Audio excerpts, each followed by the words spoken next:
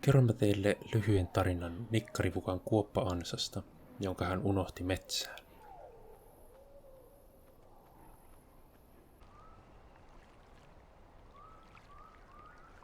Ansat ovat olennainen osa Far Cry Primalia. Jokainen heimo rakentaa rannalle kalapyydyksiä. Udameilla on isot mammutti-ansansa.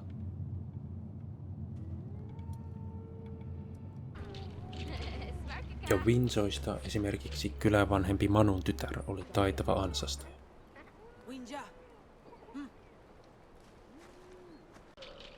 Tugistar bal bal. Suwanta takarwan. Dugistar twarsha suutaticha. Sabuda. Palhushawi hugrabash. Kylässä voimme kuulla myös kahden muun Winzon puhuvan lintujen ansastamisesta.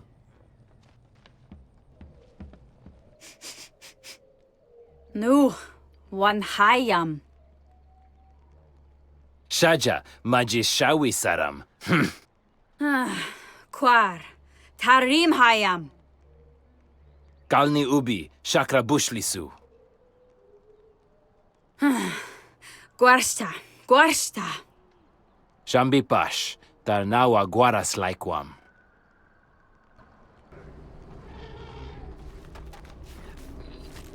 Takkaritse käyttää suurpetoansoja petomestarin metsästyksissään sekä Vukan kehittämiä ansoja tavallisessa metsästyksessä ja vihollisiaan vastaan.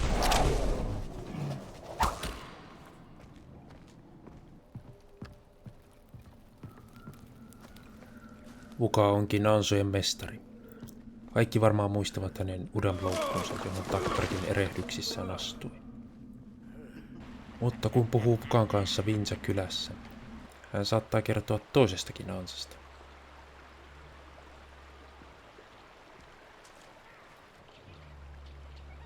Ugachu sharguaras, widusu marsa.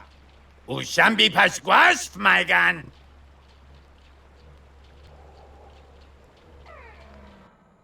Nämä ovat hyvin kiinnostavat vuorosanat. Toisin kuin satunnaisten Winzojen keskustelu, tässä on kyseessä tietyn ja tärkeän henkilön puheenvuoro. Se voidaan ja mielestäni pitääkin ottaa totena. Jossakin metsässä todella on Vukan jättämä kuoppa-ansa. Missä tämä kuoppa-ansa voisi sitten olla?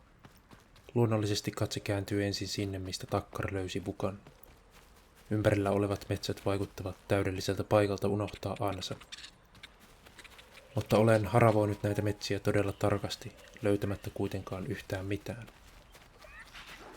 Siksi esittelenkin kohteen, jonka olin löytänyt jo kauan sitten.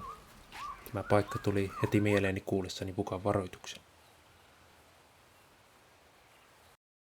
Matkatkaamme Tikrilaaksoon, sen keskipaikkeilla olevalle niitylle. Ja täällä on todellakin pieni kuoppa-ansa unohdettuna, jos ei varsinaisesti metsän tai ainakaan puiden keskelle, niin metsän ympäröimälle aukiolle.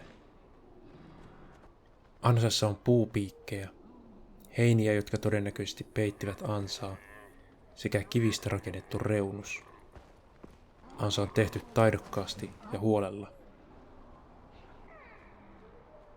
Ei ole varmaa, että tämä olisi juuri se ansa, josta Vuka puhuu. Pidän sitä kuitenkin hyvin todennäköisenä, enkä ole löytänyt muutakaan, mikä sopisi kyseiseksi kuoppa-ansaksi.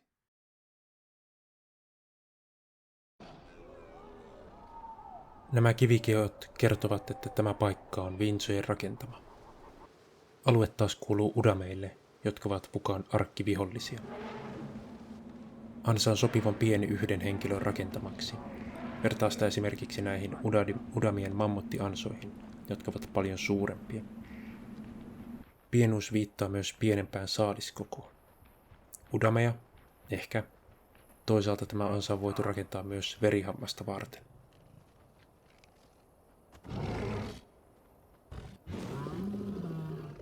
Eräs asia voisi auttaa meitä pohdinnoissamme, mutta ongelmana on, että tämä asia on kenties Uruksen suurin arvoitus.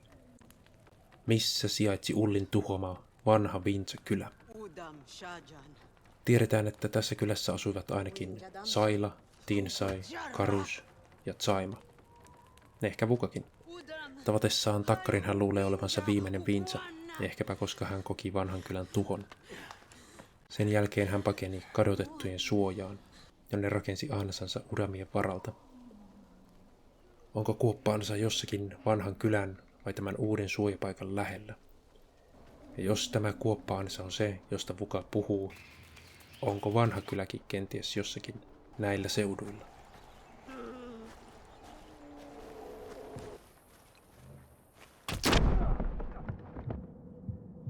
Mitä luulet? Voisiko tämä olla se kuoppaansa, josta Vuka varoittaa takkaria?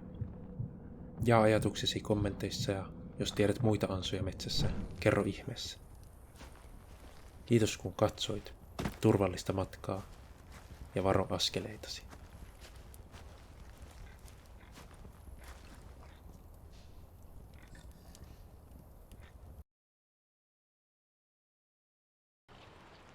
Udami sharm huhinacha. Sawaidata apa sabarta.